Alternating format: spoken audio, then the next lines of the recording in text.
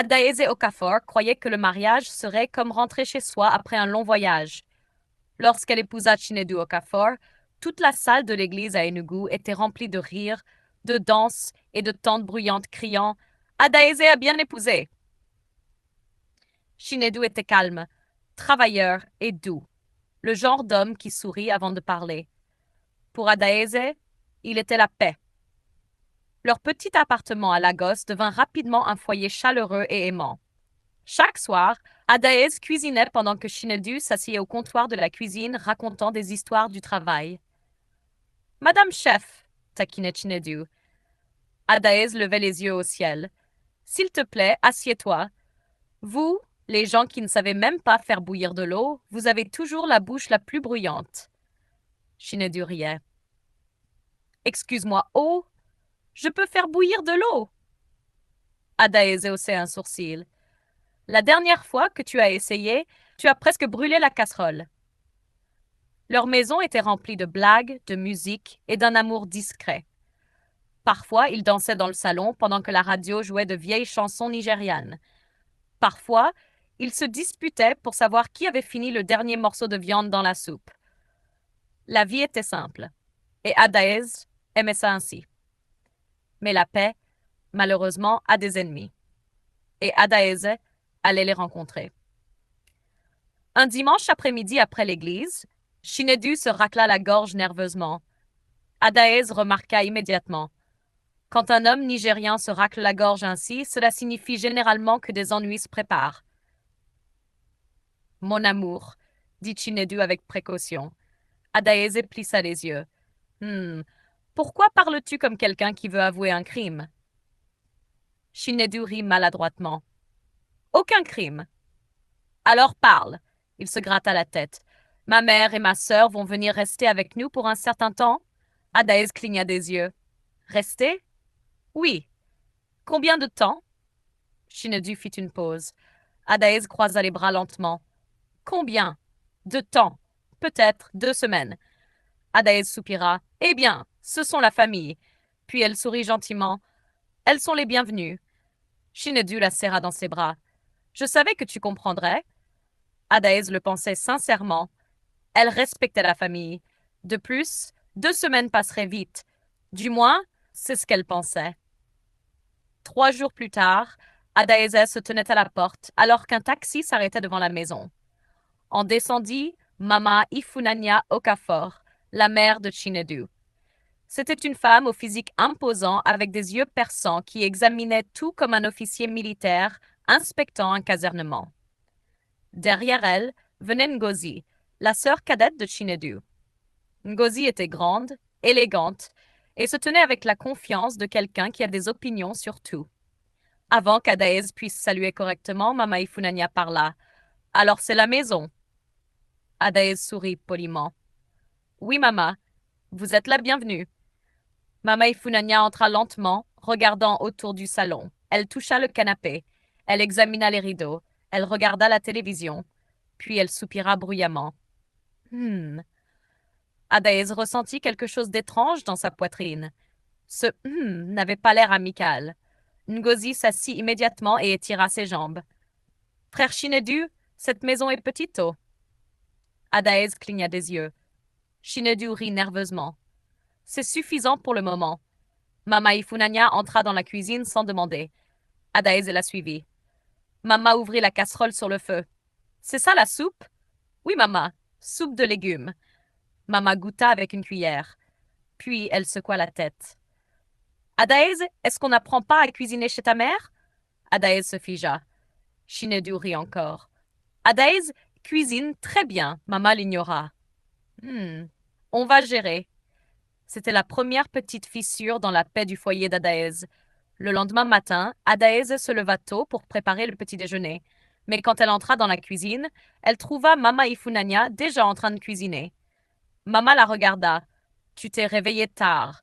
Adaez vérifia l'heure. 6h15. Tard. Ngozi entra en bâillant dramatiquement. Adaez, s'il te plaît, fais le thé.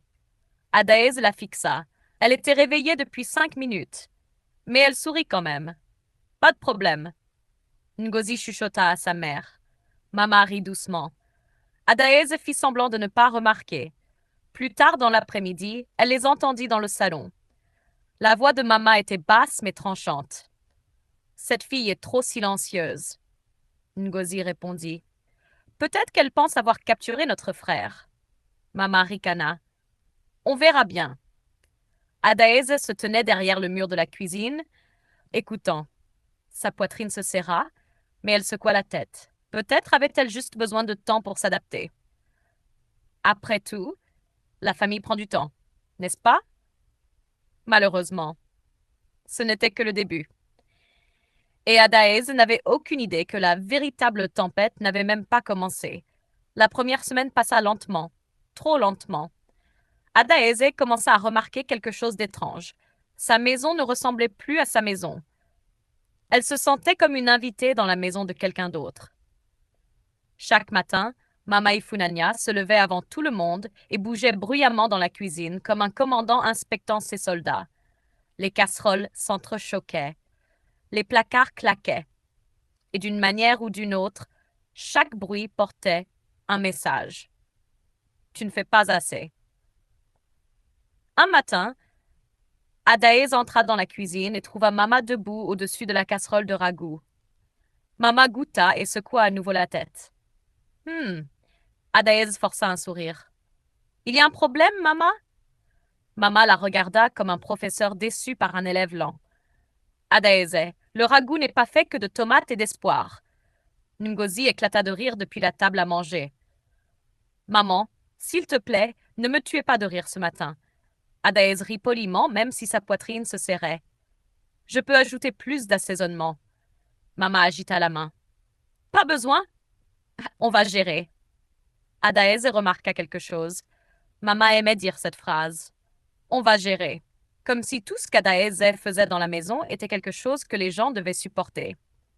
Cet après-midi-là, Adaese revint du marché avec 2 gros sacs. Ngozi était allongée sur le canapé en train de faire défiler son téléphone. Ah, Adaese, tu es rentrée, dit Ngozi sans lever les yeux. Oui. Bien. Fais cuire du riz, s'il te plaît. J'ai faim, Adaese cligna des yeux. D'accord. Ngozi ajouta paresseusement.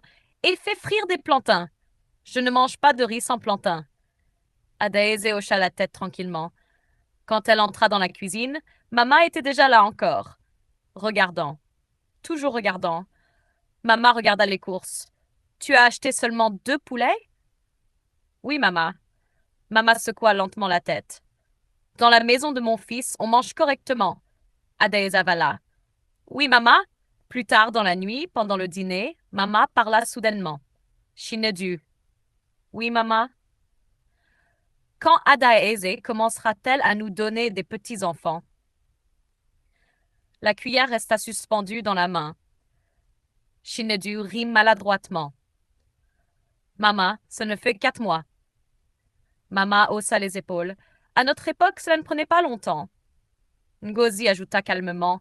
Peut-être qu'elle est trop occupée avec le maquillage et les robes chics, ça. Adaese posa lentement sa cuillère. Elle força un sourire. Shinedu changea rapidement de sujet. Mais quelque chose avait déjà changé. Plus tard dans la nuit, dans leur chambre, Adaese s'assit tranquillement sur le lit. Shinedu. Oui, mon amour? Ta mère et ta sœur, elles semblent malheureuses avec moi. Shinedu soupira. Adaese, elle s'adapte juste. Elle critique tout ce que je fais. Ma mère est ainsi avec tout le monde, et Ngozi me donne des ordres comme si j'étais sa bonne. Shinedu rit doucement. Tu te fais des idées. Adaese le regarda attentivement. Je ne me fais pas des idées. Shinedu l'embrassa sur le front. Sois patiente avec elle. Adaese hocha lentement la tête. Mais dans son cœur, quelque chose de lourd avait commencé à se former. Les jours passèrent, et les choses ne faisaient qu'empirer. Mama Ifunanya commença à réarranger toute la maison. Elle déplaça les ustensiles de cuisine d'Adaese. Elle remplaça les rideaux d'Adaese.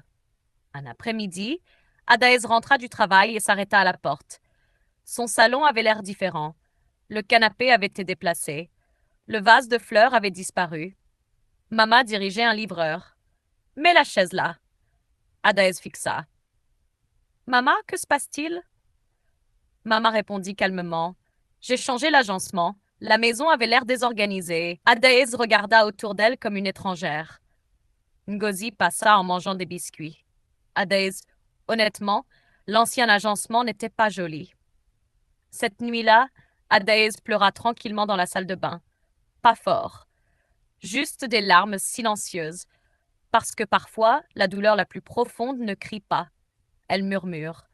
La semaine suivante, les choses s'intensifièrent. Ngozi commença à inviter ses amis. De forts éclats de rire remplissaient le salon chaque soir. Les assiettes vides s'accumulaient dans la cuisine. Un soir, Adaeze rentra fatiguée et trouva 4 inconnus confortablement installés dans son salon à regarder la télévision. Ngozi fit un signe de la main en toute simplicité. Oh, Adaeze, s'il te plaît, fais quelque chose à manger. Mes amis ont faim. Adaeze la fixa. Pour combien de personnes? Ngozi compta. 1, 2, 3, 5. Nous compris. Adaïs marcha lentement vers la cuisine. Ses mains tremblaient en ouvrant le placard. Plus tard dans la nuit, elle confronta Shinedu encore une fois. Shinedu, ça ne peut pas continuer. Shinedu se frotta le visage, fatigué. Que s'est-il encore passé? Cette maison devient insupportable. Ma mère et ma sœur sont des invités. Elles me traitent comme si j'étais l'invité. La voix de Shinedu se fit légèrement plus dure. N'exagère pas. Adaezel le regarda incrédule. Tu ne vois pas ce qui se passe? Elles ne veulent aucun mal. Adaez rit amèrement. Aucun mal? Shinedu se leva. Adaez, s'il te plaît, je ne veux pas de tension dans cette maison. Adaez le regarda tranquillement, et à ce moment-là, elle comprit quelque chose de douloureux. Son mari n'était pas aveugle. Il choisissait simplement de ne pas voir. Et le silence peut parfois être la trahison la plus bruyante, mais le pire moment restait à venir. Un moment qui pousserait Adaez au bord du gouffre. Un moment qui briserait à jamais la fragile paix de cette maison. À la 3e semaine, la patience d'Adaez avait atteint ses limites. Chaque jour semblait marcher dans un champ de mine, dans sa propre maison. Mama Ifunanya avait commencé à redécorer la chambre pendant qu'Adaez était au travail. L'armoire avait été réarrangée. La couverture du lit a été remplacée. Même les oreillers avaient des motifs différents. Ngozi, bien sûr, pensait que c'était le moment idéal pour affirmer son autorité. Un soir, Adaeze rentra du travail, épuisée, espérant une soirée calme. Au lieu de cela, elle trouva Ngozi dans la cuisine, en train de saupoudrer du sucre directement dans la soupe qu'Adaeze avait préparée cet après-midi. Ngozi! S'exclama Adaeze, la voix tremblante. Ngozi se retourna, souriant malicieusement. Quoi? Je pensais qu'il fallait pimenter un peu. Le sang d'Adaez bouillonnait. Tu crois que tu peux simplement entrer dans ma cuisine et ruiner ma nourriture? Avant que Ngozi puisse répondre, Mama Ifunanya entra, tenant le téléphone d'Adaeze. Regarde ça, Adaeze, dit-elle en fronçant les sourcils. Pourquoi passes-tu autant de temps sur les réseaux sociaux? Ton mari a besoin d'une épouse correcte, pas d'une accro au téléphone. Adaeze serra les poings. Elle avait été patiente. Elle avait souri malgré les insultes, ignoré les réarrangements, toléré les conseils non sollicités et même ri poliment aux remarques sarcastiques de Ngozi. Mais ceci était la goutte d'eau. Elle saisit le balai dans le coin de la cuisine. Ses yeux brillaient d'un mélange de fureur et d'incrédulité. Oh non, mes chers invités, dit-elle, la voix pleine de sarcasme. Vous avez confondu ma patience avec de la faiblesse. Mais aujourd'hui, Adaeze a atteint le niveau avancé de gestion de maison. Mama Ifunanya haussa un sourcil. Adaeze. Avant qu'elle ne puisse finir, Adaeze brandit le balai et le premier coup atterrit directement sur le postérieur de Mama Ifunanya. Aïe! Adaeze! Cria Mama, sautant de surprise. Ngozi courut pour aider sa mère, mais Adaeze était déjà prête pour elle. Et toi, ma chère experte en mode, tu crois que ma cuisine est ton terrain de jeu? Voyons voir comment tu danses avec le balai. Coup! Le balai bougea comme l'éclair. frappant les jambes de Ngozi puis son postérieur. Les deux femmes hurlaient, gesticulaient et trébuchaient dans la cuisine comme des personnages de dessin animé. Arrête! Arrête! Cria Chinedu depuis le salon courant, les yeux grands ouverts. Adaeze, que fais-tu? Adaeze s'arrêta, respirant lourdement, le balai toujours levé comme une guerrière victorieuse. Elle essuya la sueur de son front et le fixa du regard. Tu vois maintenant, Chinedu? Demanda-t-elle, la voix froide et tranchante. Voilà ce qui arrive quand ta famille traite ma maison comme un hôtel et ta femme comme un paillasson. Chinedu se figea, regardant sa mère et sa sœur se frotter les fesses endolories, marmonnant des plaintes. Je n'avais pas réalisé, bafouilla-t-il. Les lèvres d'Adaez se courbèrent en un sourire amer. Oh, tu n'avais pas réalisé? Drôle. Parce que moi j'avais réalisé depuis longtemps. Et apparemment, il m'a fallu démontrer physiquement les limites pour que toi aussi, tu le vois. Mama Ifunanya fixa Adaez avec colère, mais se frottait aussi prudemment le postérieur. Ngozi fronça les sourcils, murmurant Adaezez, je te déteste. Pas de haine, corrigea Adaez vivement, faisant tournoyer le balai comme une épée. Discipline. Appelle ça l'amour dans l'éducation. Chinedu avala difficilement, son calme disparut. Pour la première fois, il semblait voir la vérité. Ma mère, ma sœur, qu'avez-vous fait à ma femme? Demanda-t-il, la voix tremblante. Adaez abaissa lentement le balai, les fixant toutes les deux. Elles ont fait de ma maison un cauchemar. Elles m'ont insulté, humilié et poussé à mes limites. Je ne fais que montrer les conséquences maintenant. Chinedu passa sa main dans ses cheveux. Adaez, je suis tellement désolée. J'aurais dû. Adaez l'interrompit, le sarcasme coulant comme du venin. Oh oui, tu aurais dû te lever pour moi. Mais ne t'inquiète pas. Le ballet a été mon thérapeute jusqu'à présent. Pendant un long moment, personne ne parla. La mère et la sœur de Chinedu soignaient leur ego et leurs fesses douloureuses, réalisant pour la première fois qu'Adaez n'était pas quelqu'un avec qui il fallait plaisanter. Chinedu fit enfin un pas en avant, les yeux sérieux. Adaez, tu es ma femme. À partir d'aujourd'hui, personne ne te manque de respect dans cette maison. Personne. Le cœur d'Adaez se souleva enfin. Le poids qu'elle portait depuis des semaines commençait à s'alléger. Le balai, elle le laissa appuyé dans le coin comme avertissement, un témoignage silencieux qu'elle ne tolérerait plus le manque de respect. Pour la première fois, Adaez sentit que sa maison pouvait respirer à nouveau. Peu savait que l'étape suivante serait encore plus dramatique. Le matin après l'incident du balai, le silence régnait dans la maison comme un épais brouillard. Mama Ifunanya et Ngozi soignaient leur ego et leurs fesses douloureuses. Mais le poids des mots d'Adaez avait enfin frappé Chinedu. Il regarda sa femme sirotant tranquillement son thé, le dos droit, les yeux calmes mais résolus. Pendant des semaines, il avait été spectateur, essayant de maintenir la paix en restant silencieux. Mais la voir prendre les commandes, balayer le manque de respect avec un balai, ouvrit ses yeux. Il avala difficilement. Adaeze, j'ai été aveugle. Adaeze leva les yeux, un sourcil haussé. Aveugle ou juste paresseux? Demanda-t-elle, une pointe de sarcasme sur les lèvres. Chinedu tressaillit. Les deux, j'aurais dû te protéger, depuis le début, contre elle. Adaez posa sa tasse. Il ne s'agit pas seulement de moi, Chinedu, il s'agit de notre maison. Le respect n'est pas négociable. Les limites ne sont pas optionnelles. Et un mari, eh bien, un vrai mari défend sa femme. Chinedu hocha lentement la tête, la culpabilité écrite sur son visage. Tu as raison, tu as été plus que patiente. J'ai échoué. Il prit une profonde inspiration. Aujourd'hui, je vais réparer ça. Plus tard dans la matinée, Chinedu appela sa mère et sa sœur dans le salon. La tension était palpable. Mama, Ngozi, commença-t-il, la voix ferme, ça s'arrête aujourd'hui.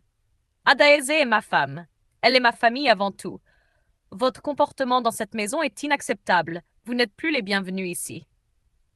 Mama Ifunanya ouvrit la bouche, mais Chinedu leva la main. Pas de discussion. Vous partirez aujourd'hui.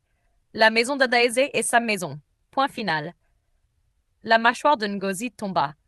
Chinedu, quoi? Tu ne peux pas. Le regard de Chinedu la fit taire. Je peux. Et je vais le faire. En quelques heures, un taxi était à la porte. Mama Ifunanya et Ngozi emballèrent leurs affaires, grognant, marmonnant et bougonnant. Mais elles partirent. L'appartement se sentit enfin libre.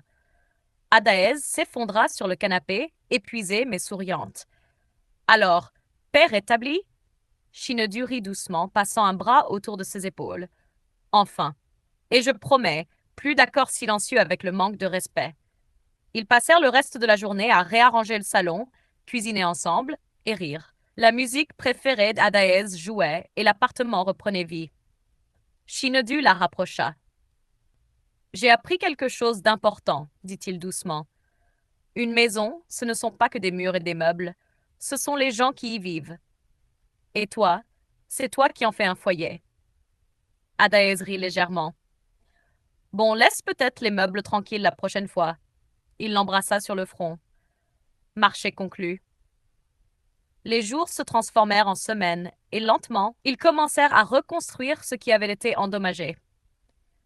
Adaez ressentit un regain de confiance. Elle réalisa que la patience a des limites, et que les limites ne sont pas des faiblesses, elles sont une force. Shinedu, désormais pleinement conscient de la réalité des dynamiques familiales, devint un partenaire actif dans la défense de leur paix. Ensemble, ils construisirent non seulement une maison, mais un sanctuaire. Parfois, Shinedu regardait le balai appuyé dans le coin, et tous deux riaient doucement. Il était devenu le symbole du moment où leur mariage avait enfin retrouvé sa puissance. Plus de manque de respect, plus de souffrance silencieuse, seulement des rires, de l'amour et la paix dont Adaez avait toujours rêvé. Et dans cette maison, le silence n'était plus brisé par la douleur, il était brisé par l'amour. C'est la fin de cette histoire. La leçon morale de cette histoire est: un mariage sain nécessite du respect, des limites claires et un partenaire prêt à défendre son conjoint contre les interférences extérieures. Le silence face au manque de respect ne fait que permettre à la toxicité de croître. L'amour prospère lorsque les deux partenaires se protègent et s'honorent mutuellement. Merci d'avoir regardé. Si vous avez aimé cette histoire, n'oubliez pas de liker, commenter et vous abonner pour plus de récits dramatiques et inspirants. Partagez vos réflexions ci-dessous. Que feriez-vous si vous étiez Adaez? Activez la cloche de notification pour ne jamais manquer un épisode. Jusqu'à la prochaine fois, souvenez-vous, respect et amour vont de pair.